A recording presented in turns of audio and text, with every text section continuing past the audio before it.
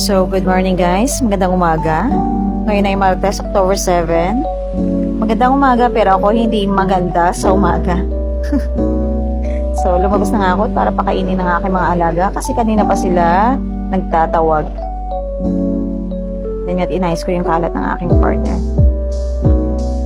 Sa gabi, kung ano nung ginagawa nila, mag-aamo. So, yan. Umakit nga sila sa lamesa pero okay lang kasi hindi yan intended for food, no? May lamesa kami sa loob ng bahay. So, yan yung ginugulo nila. Hinaantay nila pakainin ko sila. So, umaga, nagbubukas ako ng radyo para yun yung magiging basihan ko sa aking oras. So, hinihinaan lang natin. Kasi tulog po yung kapitbahay. So, open yung labas namin.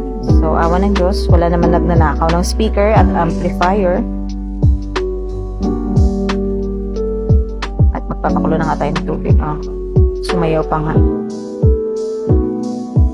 Magkakape tayo, magkakape nga pa. Okay, so, yun na nga.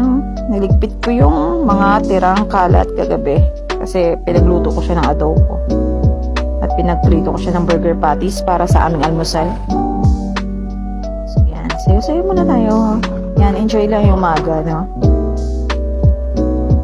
Para lang mabuhay ang ating dugo.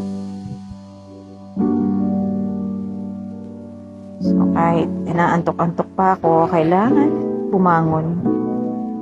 Kasi, alipin tayo ng pera. No work, no pay.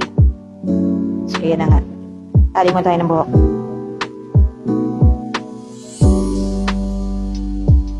Ayan nga po, itinali niya yung tinapay ng goma. Pagkahirap-hirap buksan. Naiinis na ako. Ang tagal. Tinapon ko. Favorite niya kasing gumamit ng mga goma. Yan. Mag-prepare tayo ng tinapay, burger patties at kamatis. Ay, konting mayonnaise pa sa aming basket. Saka pinatakan ko na rin ng hot sauce. Dalawang patak lang naman kasi napakaanghang ng hot sauce. Hindi siya pwede sa akin. So, yun na nga. Inutusan niya akong pumunta sa likod para tingnan si Choco. Kasi may sakit yung aso ko eh. Ewan ko ba? May bukol siya eh. So, kape tayo guys. Kape? Actually, mainit na tubig lang yan. Mataas na yung acid ko kaya iwas tayo sa kape. So, yan na nga. Nag-prepare ako ng dextrose powder para sa aking alaga kasi hindi siya kumakain. Ato siya sa likod ng bahay. So, hoping na gumaling siya. Kasi kapag hindi, iiyak ako sobra kasi mahal na mahal ko si Joko. Anak ko na yun eh. So, yan na nga. Ayan na siya. Although, nagre-response siya, pero hindi na siya kumakain.